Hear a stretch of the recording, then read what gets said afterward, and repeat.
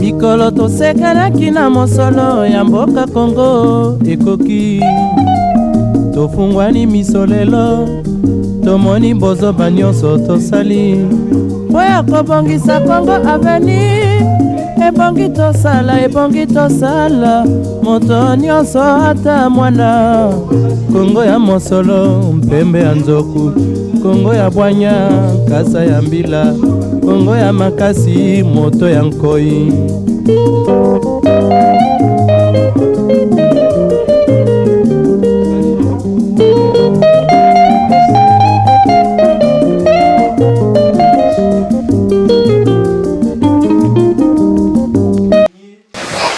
Na 91 bato bazala na mboko Europe misuta mususu bazali na diaspora baye pillage esalamaka pillage ya liboso bapillage ezala mibale ya 91 1991 na 1993 na 91 bon ezalaki epartaki na réclamation oyo na salaire ya bamilitaire na base révolté bakomi au marché bapille batou et on aurait dû faire appel à général Maye de Lorakoufa, je crois que Luka Masolo, avec un militaire qui soit DSP de Bakalma en situation. C'était, je crois, dans le mois de septembre. On a pillé les gens et situation économique, il y a un mot et Kitaki Makasi. Donc, on a vu cette misère-là. Ne Makanisi comme Ozonga, on a dit, maintenant, nous avons un molingé, dans le baga, Makanisi, on est comme Ozonga, comme Materanga. Je me suis dit non. Nga moko na okokate nazana makanisi mais je dois associer les autres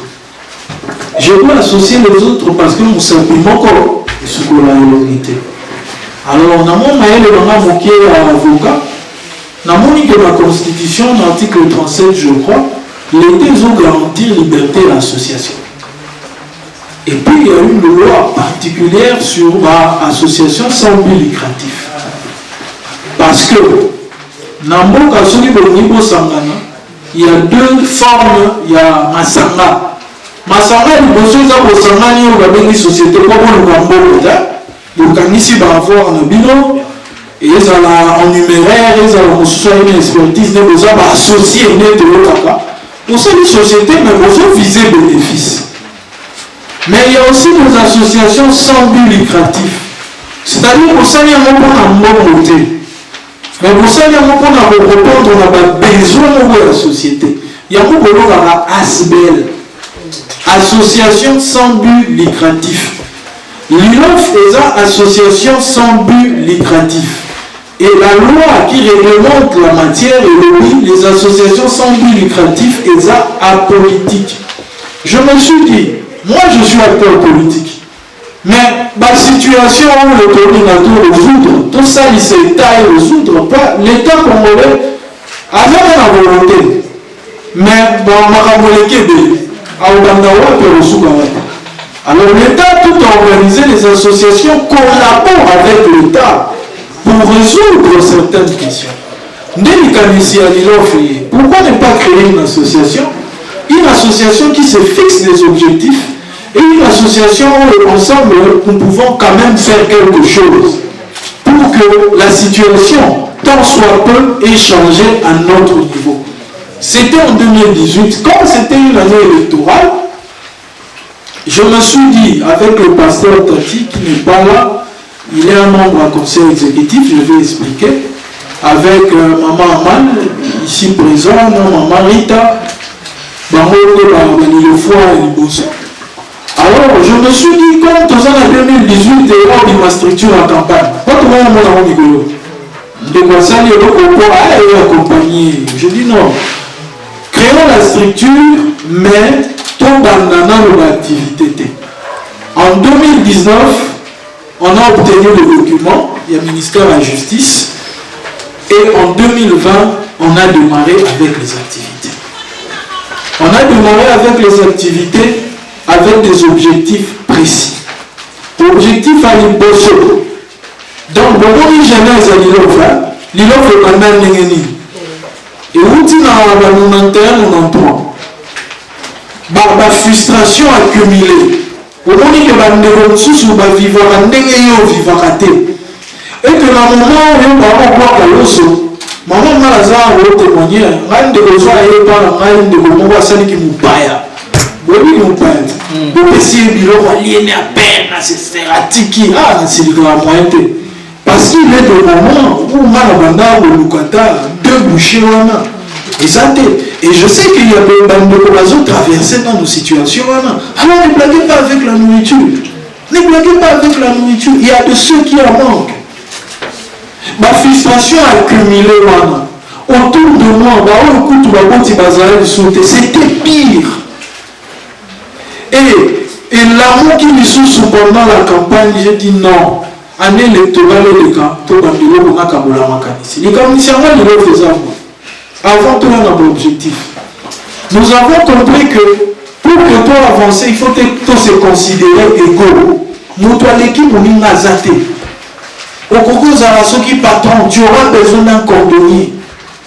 Au Koko Zala, je ne sais pas moi, ceux qui n'aiment, tu auras besoin d'un chauffeur pour te conduire. Chauffeur inversement, tu auras besoin d'un emploi pour que l'on te paye et faire vivre famille. Et constater qu'on est complémentaire. Nous avons l'équipe, on est nazaté. Et ça veut dire que nous avons une spécificité. Pourquoi ne pas se mettre ensemble? Chacun avec ses spécificités pour que nous soyons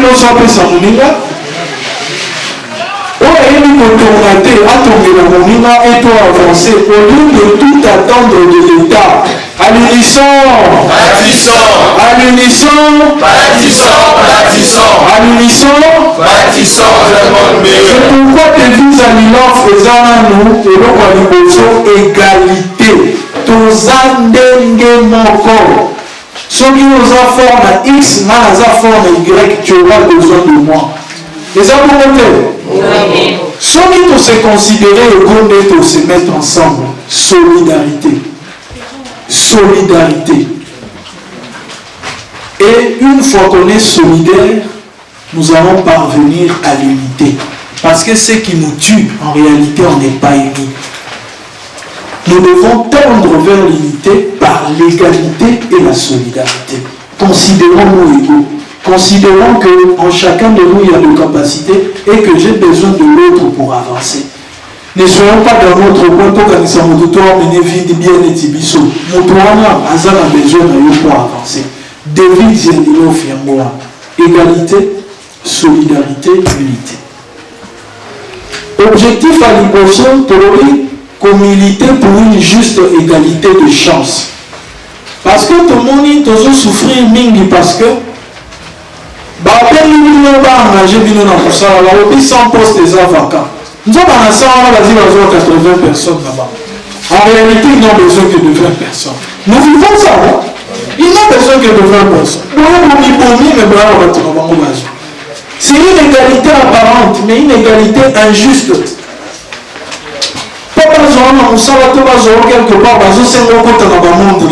Nous vivons ça. Pour les Cananéens, aux étudiants, les Cananéens supérieurs, aux certaines pratiques. Pour les cas quelque part, pour se retrouver, il faut à l'école, mais non. Mais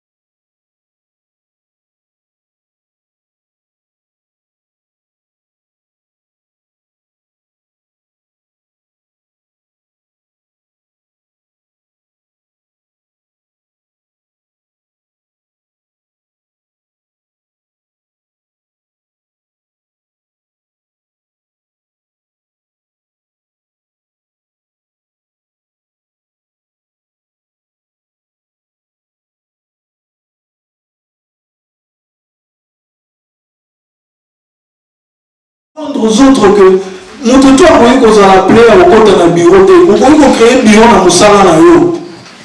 À l'époque, je me rappelle, on avait un aîné photographe. À Yabakutu, à Bala, dans le pan où mon voisin n'est pas la mission. On l'a chassé.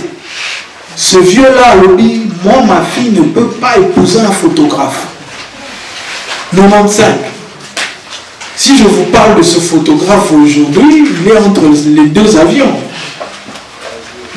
Tant que la technologie a perfectionné Moussala photographe, a créé, a comment changer à un moment donné, à Zosangisana Moussala photographe, a eu Kende Abimi, a Kendara Parangola. Aujourd'hui, Azaba Oabena boss. Il vient à Kim quand il veut, il est installé ailleurs.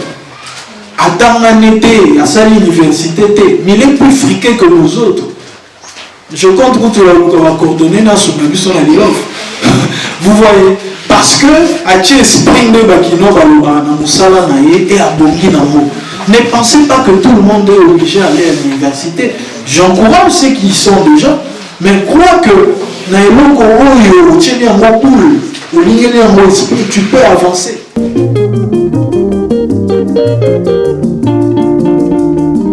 Nazali candidate oyo aganyaki concours ya hymne ya Lilof. Qui lokola ezalaki nango kaka eloko moko batiaki peut-être pour te comprendre bientôt yeba hymne wana. Ntango nayokaki nazali mpe na songo na decidaki mpe nalobaki ke nakoganye concours oyo. Mais à moment na nayebaki nanga pete hymne yango.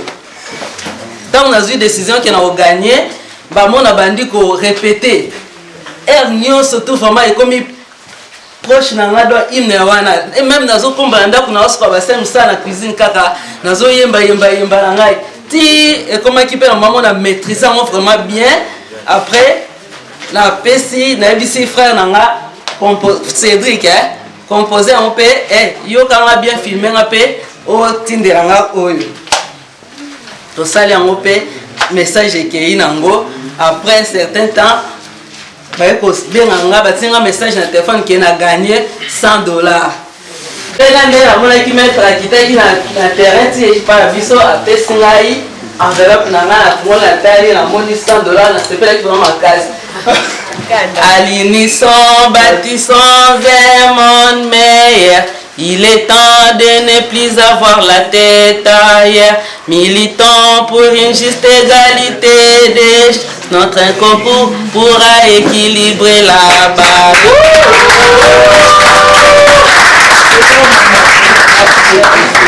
Maman m'a mis Tiboya, secteur à Delvaux. Bon, là, il a fait sa témoignage pour Nanilof. Expérience haute aux alentours. Pendant déjà une année, au mois de novembre, et comment il parle à Bissot.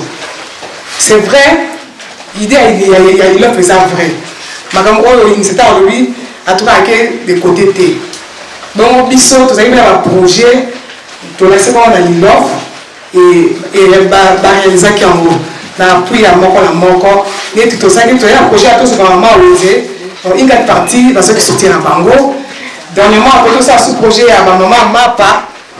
Dans une paix, il y a un mapa pour apporter ma station, il y a un bassin à commettre la mapa, puis renforcement en commande.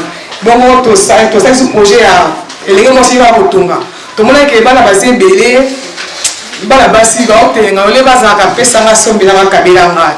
Alors, tout le monde qui est un projet, voilà, qui est moutoyé par les personnes qui appellent sur l'Olipa, aux Akananzala.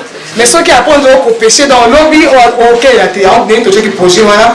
Bon, mardi, des formations bandits. Donc, je suis allé, t'as bien fait qu'il maîtrise les mots, et malheureusement, il a compliqué ce qui peut en bout pas. Mais, mardi déjà, formation bandits pour la personne fille sur la quartier, il y a surtout, bah, bénéficier, bah, ça va, on a l'offre. Bah, le voix, c'est sur le balanda. Il va bénéficier. Nous appelons Maman Mabaya très rapidement. Alinissons, bâtissons, bâtissons. Alinissons, bâtissons un monde meilleur. Merci beaucoup pour la parole. Nazali mama mabaya ndenge boyoki mais pona baye binga nalinganga lesu kombo wana lesu mabaya te alors nazali mama esengo oyo na moi na kati na lilof malgré na utu koya kala mingi te na yoki oyo initiateur alobité mais ngai moko na vivre na kati na lilof vraiment ndenge toyokaki pe toza kotanga na badeplia na biso kezali mpona kosunga moto nyonso po injustice sociale ezala lisusu te vraiment ngai namoni yango puisque soki natali initiateur azali kutu ndeko na ngai te nayebaki ye te mais vraiment nzambe apambola papa initiateur vraiment nakotikaka koloba yango te papa na ngai puisque ce n'est pas n'importe qui oya kokosala yango alors nakoloba boye nakutaki koperdre mobali na ngai vraiment je n'y attendais pas bay mama pe papa pe bancadreur na biso ya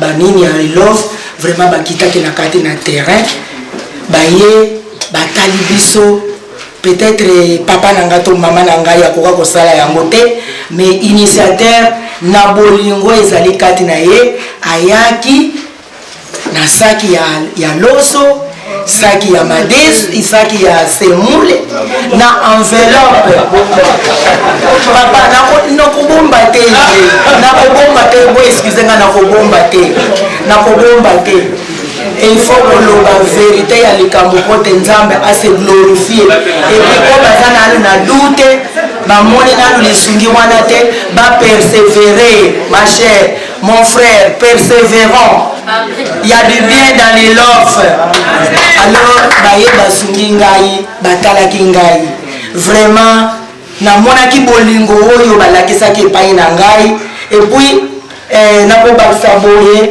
mama atali ngai alobi oh mama ndenge nini mokolo tosanganaki na banda mama alobi o te mama aza na appareil te mais mama azali vraiment mama ntango mosu mpe mama oyo abota yo oyo abota ngai asalela ngai yango te mais mama se permettre mokolo oyo baye kotala mpe frère Jonathan abumisaki mpe papa na ye frère Moïse s'il vous plaît frère Moïse abumisaki papa na ye alors namoni à ma grande surprise mama yelinga appareil na kati na carton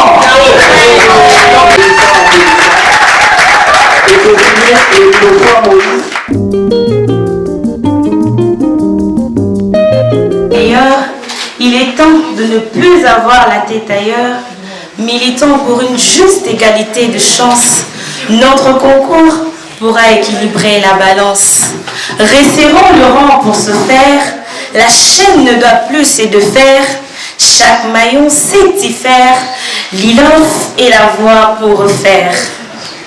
Veuve, orphelin, votre situation n'est pas une exclusion.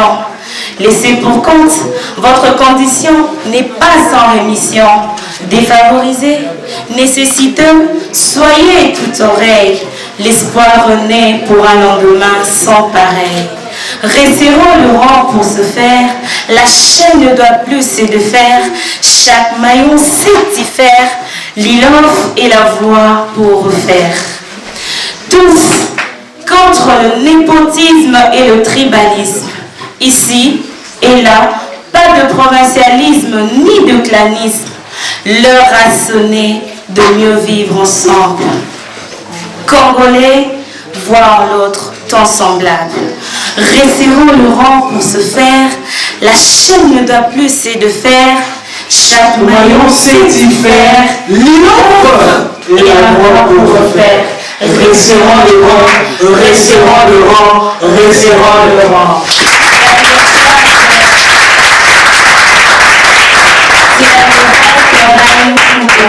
Secteur UPEN, je vous remercie. On avait aussi fixé des limites. Elles se sont par ailleurs lancées sans limite. Tout en étant comme nous, sans faculté surhumaine, elles ont fait face aux inégalités dans leur domaine.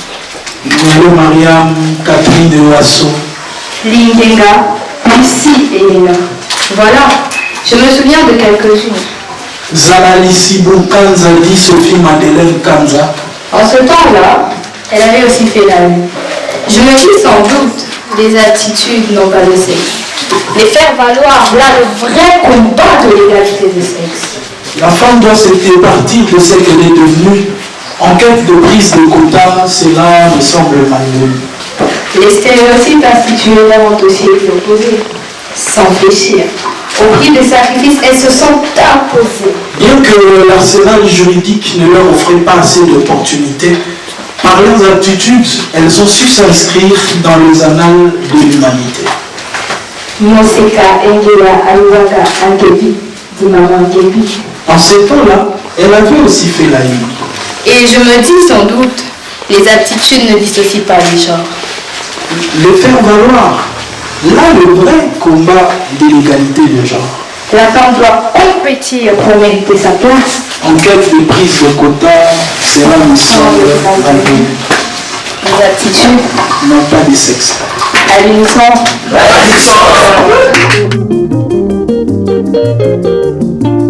Si vous, par exemple, en fonction de l'aptitude et de la capacité, dans aucun coupé ça en d'autres personnes. Je donne un exemple, vous êtes des briquets. Vous êtes des briquets, vous avez des aptitudes. Ensemble avec les autres amis du secteur, vous pouvez réfléchir, bon, quel peut être mon apport au sein de l'ILOF.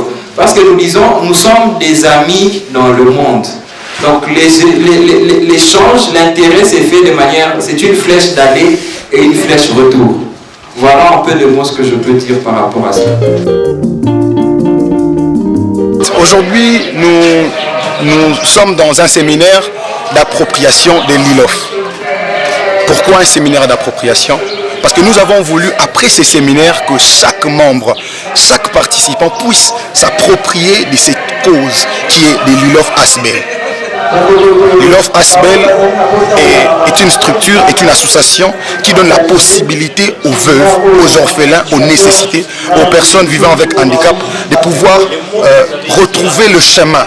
Parce qu'à l'ILOF, nous disons, l'espoir aurait né pour un lendemain sans pareil. Il est temps de ne plus avoir la tête ailleurs. Ici à l'ILOF, nous donnons la possibilité à tous ces gens-là qui se sont sentis laissés, abandonnés, de pouvoir venir et de découvrir ces mondes meilleurs avec notre structure. L'ILOF Asbel, l'ILOF c'est Lilongo Friends, Lilongo qui est le monde, et Friends c'est en anglais qui veut dire amis. C'est-à-dire que les amis qui s'unissent dans un monde. Voilà, c'est un peu ça l'ILOF en bref. Mais l'ILOF comme structure donne la possibilité, comme je venais de le dire, je venais de l'évoquer, aux nécessités, aux défavorisés, afin de pouvoir trouver une possibilité. Le souci est d'inviter les autres qui prennent les pieds de venir comprendre qu'on ne vit pas pour soi. On doit vivre pour tous, amener un petit soutien à ceux qui sont en difficulté. Et l'objectif encore est de lutter contre le tribalisme, le népotisme, contre les antivaleurs. Moi d'abord j'exerce dans l'humanitaire, c'est pour cela que j'ai vite adhéré dans cette histoire parce que je connais les difficultés avec lesquelles certaines personnes traversent. C'est pour cela que j'invite encore celles qui traînent les pieds peuvent venir avec un petit rien, même s'ils sont en difficulté. Les fois sont là pour les appuyer, même avec tout ce qu'ils ont comme bien, et aussi une formation. Tel que moi, présentement, je suis logisticien, il peut y avoir un fois qui a une difficulté de formation logistique, je suis capable de l'aider afin qu'il soit utile à la société. L'ILOF a tellement besoin de soutien parce que nous seuls ne pouvons rien. C'est une Asbel qui ne survive que des cotisations, de la cotisation et de nos soutiens.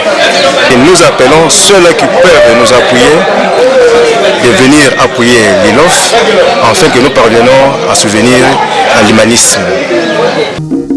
Congo, Congo nde mboka, Congo, mboka ya Bangkoko.